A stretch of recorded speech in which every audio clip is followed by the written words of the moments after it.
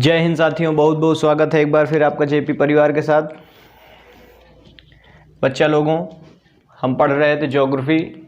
पिछली भी क्लासेस में हमने डिस्कस किया था जो कि पर्वतों के, आज हम डिस्कस करेंगे पर्वतों के बारे में। माउंटेन क्या होते हैं आखिरकार। बच्चा लोगों, चैनल को लाइक एवं सब्सक्राइब करना मत भूलिएगा। बीच में क्लास छोड़ के जाना नहीं है, पूरी क्लास देखिएगा तभी आपको समझ में आएगा। चलिए शुरू करते हैं। माउंटेन, भैया माउंटेन क्या होते हैं देखिए, बेहतरीन टॉपिक है।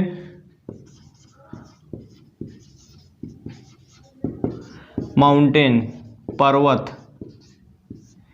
भैया पर्वत क्या होता है आखिरकार। हमारे दिमाग में एक चीज़ बात तो आती है कि पर्वत क्या होते हैं। पिछली क्लास में हमने ज्वालामुखी वगैरह पढ़े हैं, कौन कौन से ज्वालामुखी होते हैं, किस किस प्रकार से आते हैं, कैसे आते हैं।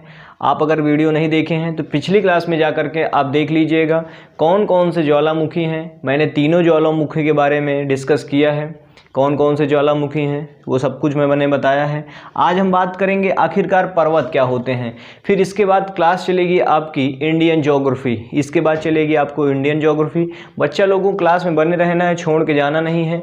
जितना दूर तक आप पहुंचा सकें क्लास को शेयर करिएगा। शानदार, ज़बरदस्त, जिंदाबाद। क्लास पसंद आए तो आप चैनल को सब्सक्राइब कर लीजिएगा, लाइक कर लीजिएगा। चलिए शुरू करते हैं। माउंटेन देखिए, माउंटेन क्या होते हैं, कोई ऐसी जगह जो समुद्रीय तल से क्या हो, समुद्रीय तल से 1000 मीटर ऊंची हो। क्या हो, कोई ऐसी जगह जो समुद्रीय तल से 1000 मीटर ऊंची हो, उसी को 1000 मीटर से क्या हो, ऊंची हो। 1000 मीटर से ऊंची हो उसी को कहते हैं पर्वत। देखिए क्या है, ये है आपका क्या, कोई जगह है, ध्यान से देखिए, कोई आपकी जगह है। ये देखिए आपकी ये कोई जगह है बनी हुई है, यहाँ पे आपको सारी बातें डिस्कस होने को मिलेंगी। आपका ये कोई समुद्री तल है, क्या है, 1000 मीटर पे क्या है बच्चा लोगों, समुद्री तल है। ध्यान से देखिए कितने पर है, 1000 मीटर। 1000 मीटर की ये लाइनें मैंने शो कर दी, क्या है 1000 मीटर के ऊपर। देखिए 1000 मीटर के ऊपर, 1000 मीटर के ऊपर क्या होना चाहिए, 1000 मीटर के ऊपर होगा तो उसी को क्या कहते हैं, पर्वत। ये है आपका क्या है, पर्वत, इसी को कहते हैं पर्वत। ध्यान से देखिए, इसी को कहते हैं माउंटेन। यहाँ तक समझ में आ गया क्या है। 1000 समुद्री तल से 1000 मीटर से ऊपर हो, क्या हो, 1000 मीटर से ऊपर हो उसी को कहते हैं पर्वत। और जब देखिए पहाड़, अब बात करते हैं आखिरकार पहाड़ क्या होता है। देखिए क्या है पहाड़, कोई ऐसी जगह, क्या है, कोई ऐसी जगह जो 1000 समुद्रीय तल से 1000 मीटर से नीचे हो। क्या हो, कोई ऐसी जगह समुद्रीय तल से, क्या हो, समुद्रीय तल से देखिए, समुद्रीय तल से 1000 मीटर, क्या हो, 1000 मीटर से नीचे हो उसी को कहते हैं पहाड़। क्या कहते हैं, उसी को कहते हैं पहाड़। तो ये वाला एरिया आपका क्या कहलाएगा, पहाड़। ध्यान से देखिए, एक सिंपल सी भाषा में आपको मैं बता रहा हूँ, पूरी क्लास आपको देख के जाना है। पर्वत, पहाड़, पठार, सबसे आज आपका डाउट क्लियर होने वाला है। आखिर चोटी क्या होती है, श्रृंखलाएं क्या होती हैं, पर्वत श्रृंखलाएं क्या होती हैं, सब डिस्कस करेंगे क्लास में, बस बने रहिए आप। बस देखिए क्या है, 1000 मीटर से ऊपर, कोई ऐसी जगह जो 1000 मीटर से ऊपर हो उसे क्या कहते हैं, 1000 मीटर से, कोई ऐसी जगह समुद्री तल से 1000 मीटर की से ऊपर हो, क्या हो, 1000 मीटर से ऊपर हो, किससे, समुद्री तल से, उसे कहते हैं पर्वत, माउंटेन। और जो एक समुद्री तल से क्या हो, 1000 मीटर से नीचे हो, 1000 मीटर से नीचे हो उसे कहते हैं पहाड़, मतलब हिल। क्या कहते हैं, मतलब हिल। ध्यान से देखिए, यहाँ तक समझ में आ गया, क्या कहते हैं, हिल। यहाँ तक समझें। अब देखिए बात करते हैं आखिरकार पठार क्या होते हैं। पठार देखिए, पठार क्या होते हैं, जब यही चीज़, यहाँ पर मैं फिगर दोबारा देखिए बना रहा हूँ, यहाँ से देखिए, ध्यान से देखिए क्या है, ये देखिए क्या हो, ऐसे बन जाए, ऐसी जगह कोई मिलती हुई आपको दिखाई पड़े, दिखाई दे, देखिए 1000 मीटर से क्या हो, 1000 मीटर से ऊपर हो, क्या हो, 1000 मीटर से ऊपर हो और वो समतल हो जाए, क्या हो जाए, एक समतल हो जाए, समतल की तरह हो जाए, उसी को कहते हैं पठार। क्या कहते हैं, पठार। ध्यान से देखिए, इसी को कहते हैं पठार। 1000 मीटर से ऊपर होनी चाहिए और वो जा कर के कुछ ही ऊंच पर, या तो 1000 तल पर, 1000 मीटर पर ही हो जाए, समुद्री तल से 1000 मीटर से ऊपर क्या हो जाए, समतल हो जाए, 1000 मीटर से ऊपर क्या हो जाए, समतल जमीन मिल जाए आपको, तो उसी को कहते हैं पठार। क्या कहते हैं, पठार। अब बात करते हैं पर्वत श्रृंखला। पर्वत श्रृंखलाएं क्या होती हैं, पर्वत श्रृंखलाएं ढेर सारे आपको देखने को मिलेंगे। पर्वत क्या मिलेंगे, ढेर सारे आपको पर्वत देखने को मिलेंगे। मैंने बता चुका है, क्या बताया, कि जो भी 1000 मीटर से, समुद्री तल से 1000 मीटर से ऊपर हो उसे पर्वत कहते हैं।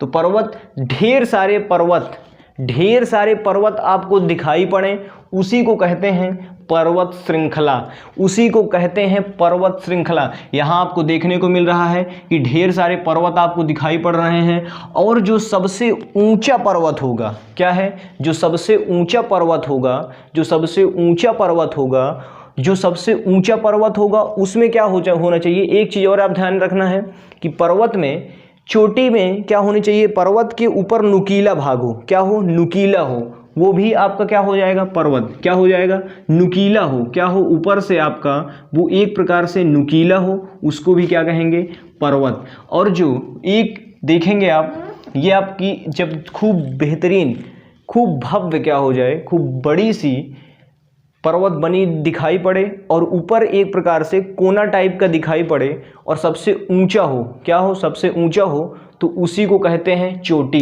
क्या कहते हैं, चोटी। लड़कियों वाली चोटी नहीं भैया, चोटी, नाम सुने होंगे, चोटी। यहाँ तक समझ में आ गया क्या होती है चोटी। अब यहाँ से एक डिफिनेशन और बनती है कि समुद्री तल से 1000 मीटर से ऊपर, 1000 मीटर से ऊपर बनी हुई जगह को, क्या हो, कोई स्थान है, बनी हुई जगह को, उस पर क्या होना चाहिए, कोना बना होना चाहिए, ऊपर क्या होना चाहिए, कोने टाइप का बना होना चाहिए, उसी को कहते हैं पर्वत। और जो बड़ी सी कोना, जो बड़ा सा पर्वत हो उस पर ऊपर जाके कोना बना हो, तो उसी को कहते हैं चोटी। ठीक, पर्वत समझ में आ गया, पठार, पहाड़ सब समझ में आ गए। चलिए अब बात करते हैं, पर्वत श्रृंखला भी आ गई होगी। अब देखिए, पर्वत के निर्माण के आधार पर क्या होने चाहिए भैया, पर्वत के निर्माण के आधार पर इन्हें हम कई भागों में बांटते हैं। तो देखिए इनका भाग क्या है, इसको भी देखते चलिए। पर्वत के निर्माण के आधार पर इनको हम कई भागों में बांटते हैं।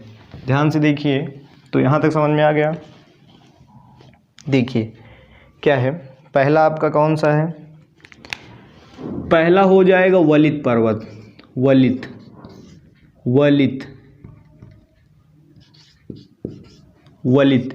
मोड़दार इसको कहते हैं, मोड़दार भी कहा जाता है, फोल्डेड माउंटेन भी कहा जाता है।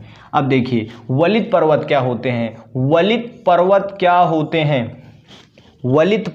क्या होते हैं, इससे क्वेश्चन पूछा जाता है, वलित पर्वत क्या होते हैं। तो एक बात ध्यान रखनी है, दो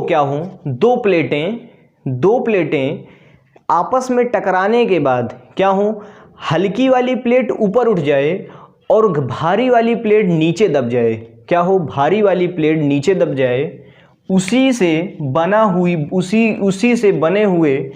बना हुआ क्या हो, आकृति, जो उसी से बनने वाली जो स्थान होगा, जो जगह बनेगी, वो कैसी बनेगी। देखिए ये आपकी क्या है, कोई आपकी प्लेट है, क्या हो, ये आपकी कोई प्लेट है, ये आपकी कोई दूसरी प्लेट है, भारी वाली ये आपकी प्लेट है, क्या है, ये दो प्लेटें हैं, क्या है भैया, दो प्लेटें हैं। क्या हुई, इसको मैं दोनों को सेम बना रहा हूँ जिससे समझ में आए। ये आपकी हल्की वाली प्लेट है, क्या है, हल्की प्लेट है, क्या हुई कि ये वाली प्लेट से टकराने के बाद क्या हुई भैया, ये वाली प्लेट से टकराने के बाद ये भारी वाली प्लेट नीचे चली गई और जो ये वाली प्लेट है ये ऊपर उठ गई। क्या हो गई, ये वाली प्लेट जो है ये ऊपर उठ गई, ये भारी प्लेट है, क्या है, भारी वाली प्लेट है। देखिए आपको मैं हिमालय पर्वत से भी यहीं पर बता दूंगा। तो देखिए क्या होता है, वलित पर्वत या मोड़दार पर्वत, यहाँ पर आपको एक आकृति देखने को मिल रही है। जब इन दोनों के बीच में टकराव हुआ, क्या हुआ, इन दोनों के बीच में जब टकराव हुआ तो भारी वाली पर्वत नीचे दब गई और हल्की पर्वत क्या हुई, ऊपर उठ गई। तो उससे जो बनी हुई आकृति है, देखिए इस यहाँ पर देखिए आपको देखने को मिल रहा है ये वाली आकृति, क्या, ये वाली आकृति यहाँ पर आपको देखने को मिल रही है, ये वाली आकृति देखने को मिल रही है। जब भैया प्लेट कितना होती है, प्लेट आप जानते हैं कितना होती है, मैंने प्लेट बताया है। तो यही वाली जगह को क्या कहेंगे, वलित पर्वत या मोड़दार पर्वत या फोल्डेड माउंटेन। यहाँ पर देखिए क्या बन जाएगी, इस प्रकार की बनेगी, किस प्रकार की बनेगी, इस प्रकार की बन जाएगी, इस प्रकार की। ये इतने में इतना है तो इसको आप जब भारी करेंगे, जब देखेंगे आप ज़मीन की दृष्टि से, तो ये बहुत ही भव्य बनता हुआ दिखाई पड़ेगा।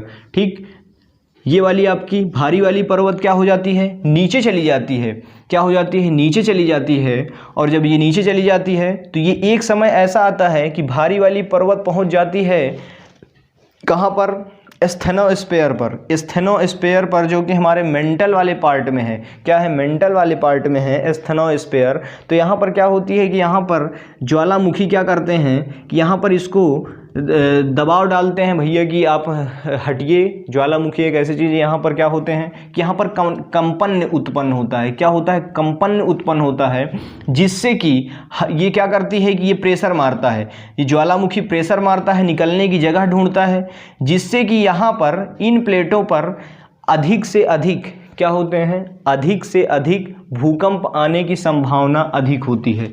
देख लीजिए आप हमारे नेपाल में इसी के कारण क्या होता है, इसी के कारण हमें वहाँ पर भूकंप अधिक देखने को मिलता है। यहाँ पर आपका एग्जाम्पल हो जाएगा वलित पर्वत का, हिमालय पर्वत रख लीजिए, वो भी आपका वलित पर्वत हो जाएगा, क्या हो जाएगा, वलित पर्वत हो जाएगा।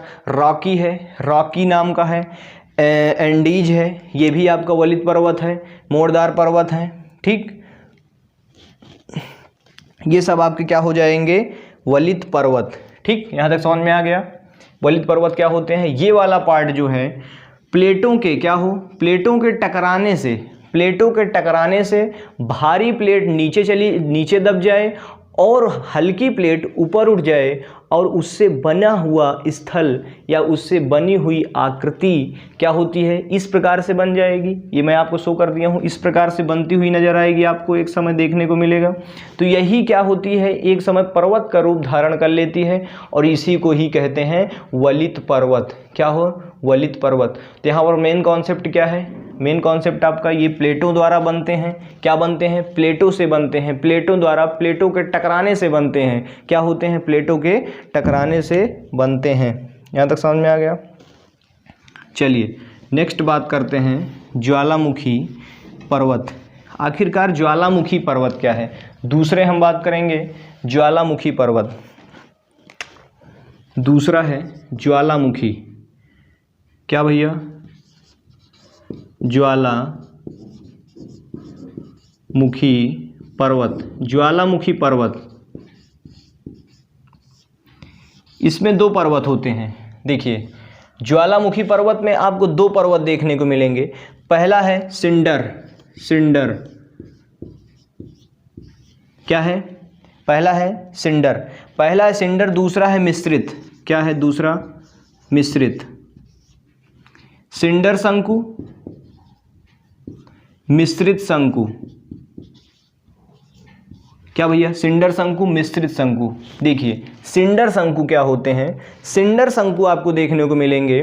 सिंडर शंकु आखिर होते क्या हैं, सिंडर शंकु में ज्वालामुखी के अंतर्गत इसको क्यों रखा गया है, ये इसमें आपको देखने को मिलेगा कि इसमें धूल कण अधिक होते हैं। क्या होते हैं, धूल कण इस पर्वत में अधिक देखने को मिलते हैं। क्या है, ये धूल कण है, क्या है, ये धूल कण क्या होते हैं, राख धूल कण से बना हुआ पर्वत सिंडर शंकु कहलाता है।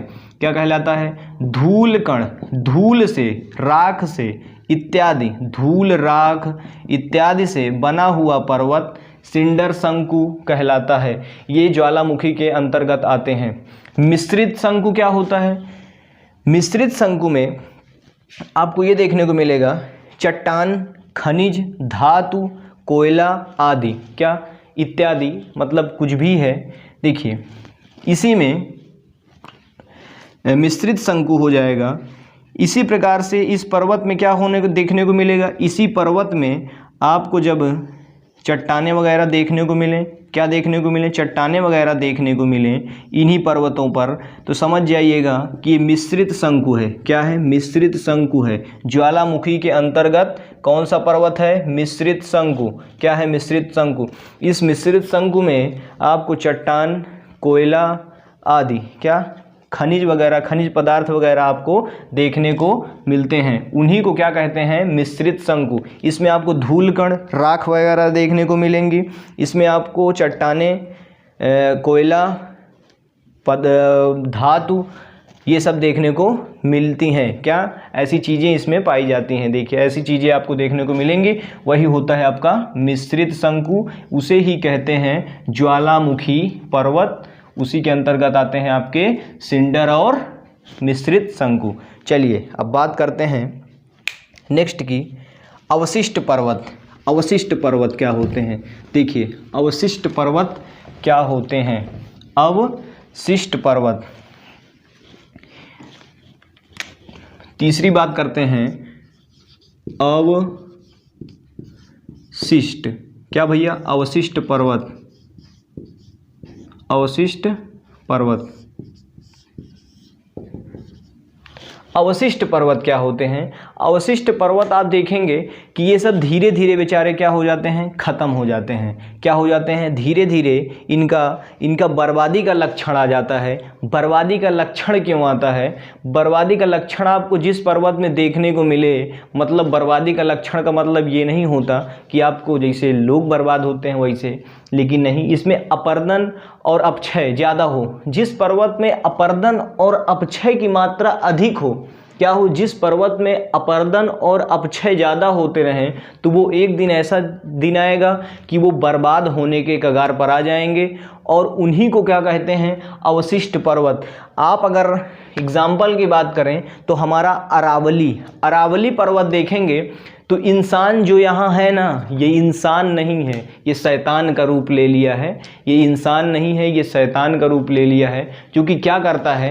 पर्वत वगैरह को क्या करता है? ध्वस्त किए डाल रहा है। जेसीबी लगा के खून डालता है। क्या करता है? जेसीबी लगा के खून देता है। पहले तो वो बेचारे बारिश, हवा, इन सब के कारण ख़त्म होते हैं, लेकिन एक इंसान सबसे बड़ा इसका दुश्मन है। इंसान जो कि क्या करता है? जेसीबी लगा के खून डालता है, और उन्हीं का खात्मा होता है। क्या है? पर्वतों का बर्बादी का लक्षण आने लगता है। उन्हीं को कहते हैं अवशिष्ट पर्वत। उन्हीं को कहते हैं अवशिष्ट पर्वत। देखिए क्या है, ये आपका मान लीजिए अरावली है। क्या अरावली पर्वत है? ये आपका अरावली पर्वत है। क्या है? ये आपका अरावली पूरा पर्वत है। यहाँ पर पहले तो आपकी बारिश हुई। क्या हुई? बारिश से ये पहले आपका क्या हुआ? बारिश से इसका लोचा हुआ। क्या हुआ? बारिश यहाँ पर आई, बारिश से इसमें क्या हुआ? अपक्षयपर्दन हुआ। क्या हुआ? अपक्षयपर्दन, तोड़ फोड़ हुई, और इधर से हवा आपकी आई। क्या है? हवा इस पर क्या की? अपर्दित हुआ, और एक ऐसा इंसान है जो कि यहाँ पर जेसीबी लगा के खून दिया।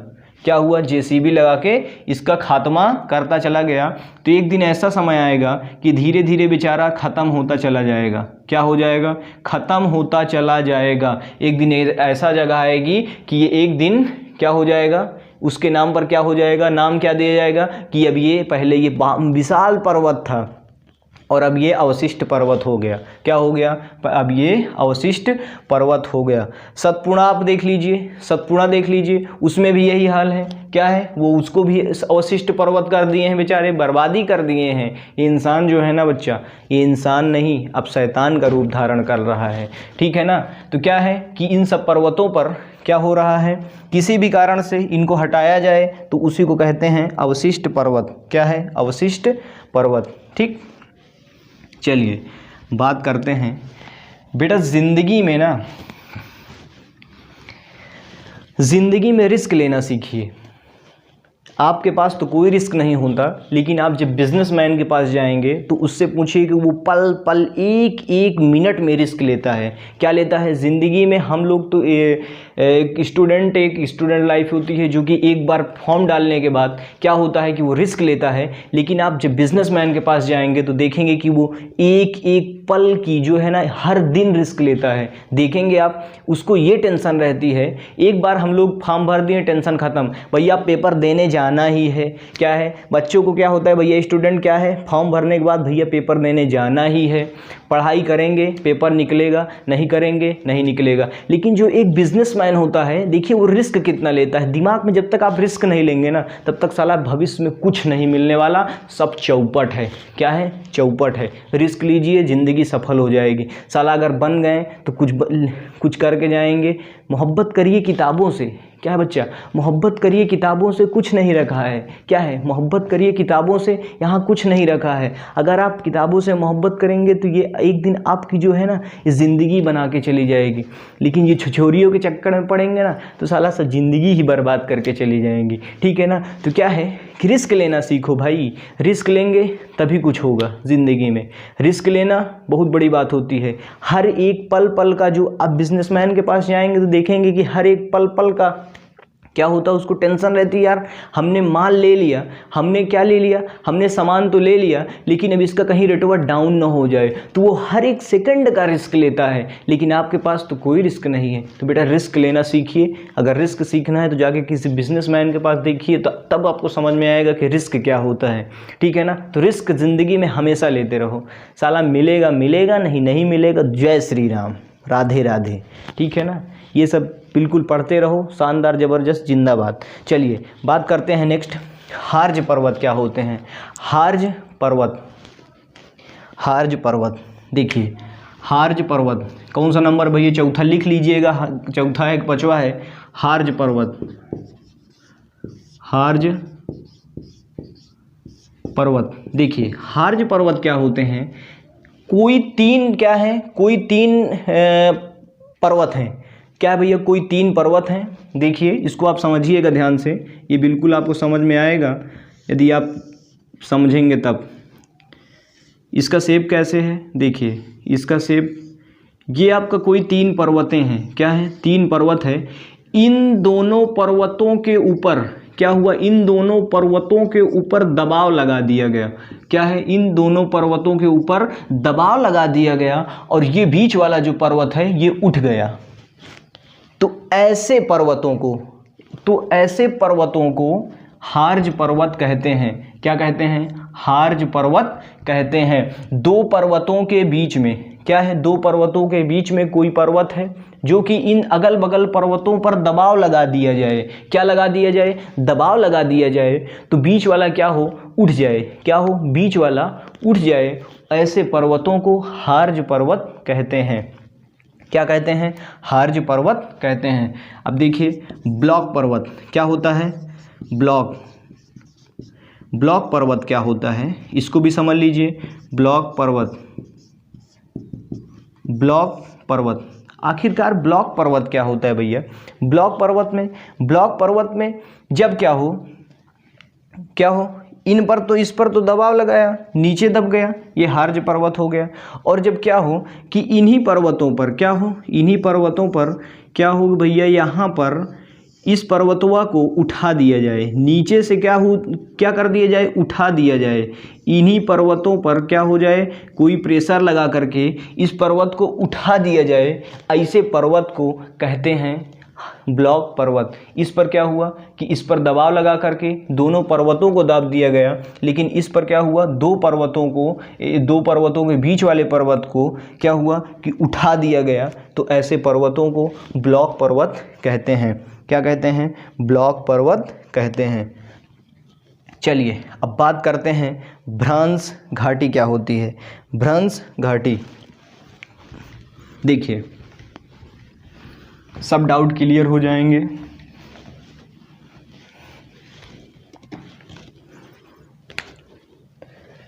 देखिए 5वां नंबर है आपका भ्रंश घाटी।